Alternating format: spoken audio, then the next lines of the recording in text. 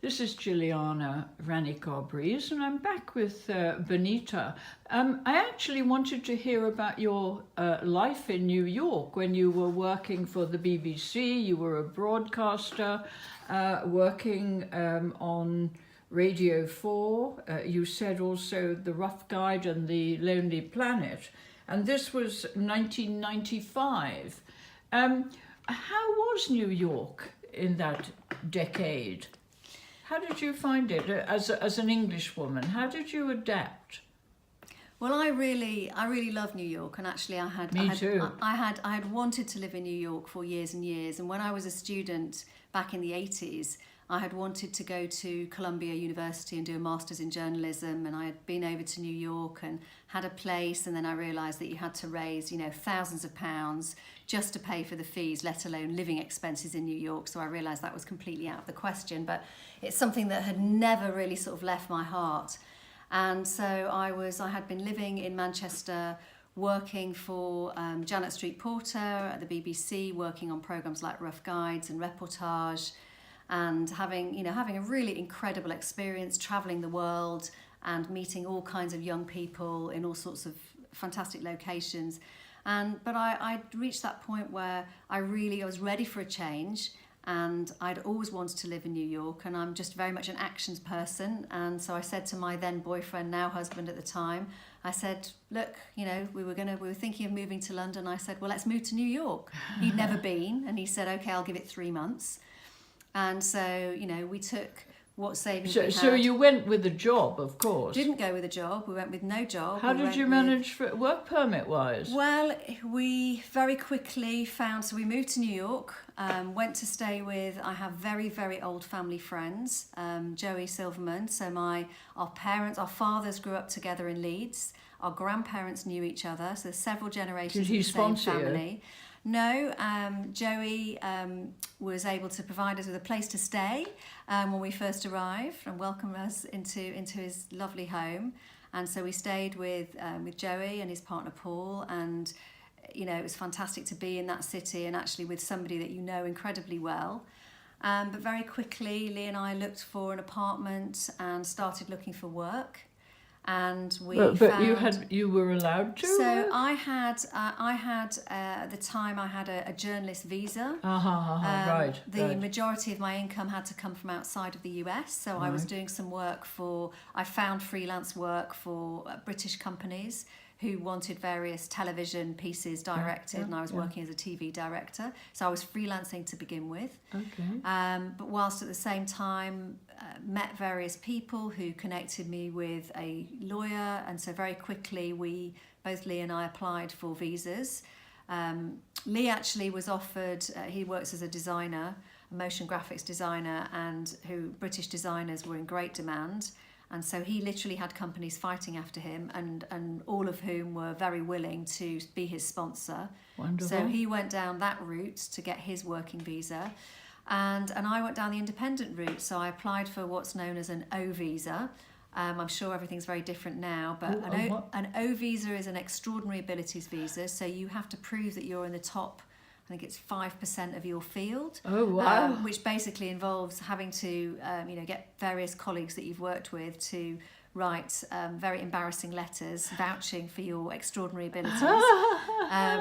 And you submit that, and that's how I was able to legally work in the US. So I was the legal alien in New York, quite literally. But it was, incredible experience. I loved being in that city. It's my favourite city in the world. I have made very, very close friendships. I have a very strong Jewish identity, and of course New York is a place where you feel very comfortable as a Jewish person, and very diverse communities. I always like to have very diverse friendship groups. It's a creative place. I have a lot of friends who work in the music industry and in creative fields. And it was a lot of fun. I was in my 20s, and we went out and just had lots of fun. We used to spend our summers on Fire Island, which is an island just off Long Island where there are no cars, and we would rent houses for the summer.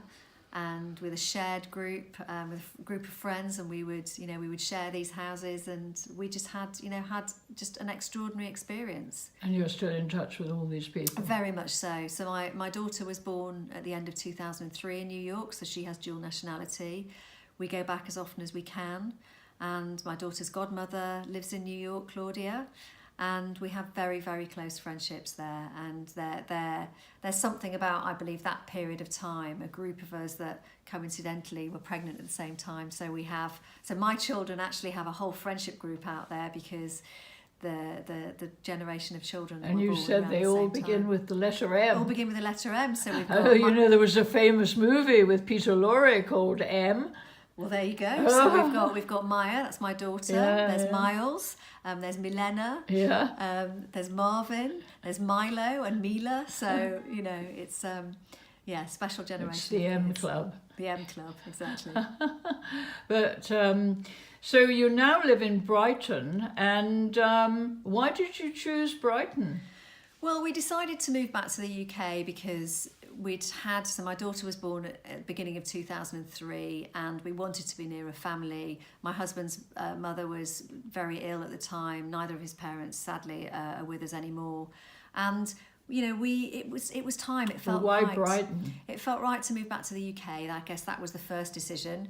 We chose not to move to London because I believe that, in terms of big cities, New York is probably the best city in the world, and we didn't want to change like for like. My brother had been in Brighton for years and years. I had very good friendship groups here, old friends who lived here. My husband had spent some time in Brighton.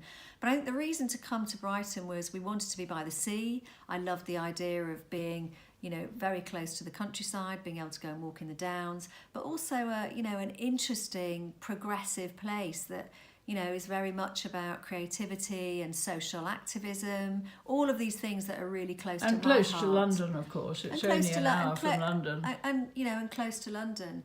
But I suppose it was really the sort of the makeup of Brighton that's something that really drew us in. And I love the fact that, Brighton has its eccentricities. We talk about only in Brighton, the kind of characters that you get in Brighton. And in many ways that's, that aligns with New York. And in fact, I've met a number of people. But Brighton isn't twinned with anywhere. I think it's extraordinary. And it probably should be. It could perhaps. Well, of course it should. It could perhaps be twinned with New York, or San Francisco. I suppose there's probably somewhere, yes, or Miami. I don't know, but it's not twinned with anyone. With anywhere, I should say. But it is unique. It is a unique place. Yeah. I mean, there's nowhere in the UK like Brighton. In the same way, there's nowhere in the US like New York. Exactly. Well, of course, it's the people who make the place. It is the people who make the place, of course. But I just think there's something about that sense of acceptance and difference. You find a lot of people here who have very strong identities, and they're able to be themselves or reinvent themselves when they come to Brighton. Oh yes. In the same way that people do in New York. So I think that whole kind of notion of identity and acceptance and diversity is something that I love about this city. Well, we'll have to talk about that in another interview. Thank you very much, Benita. It's a pleasure. It's been a pleasure.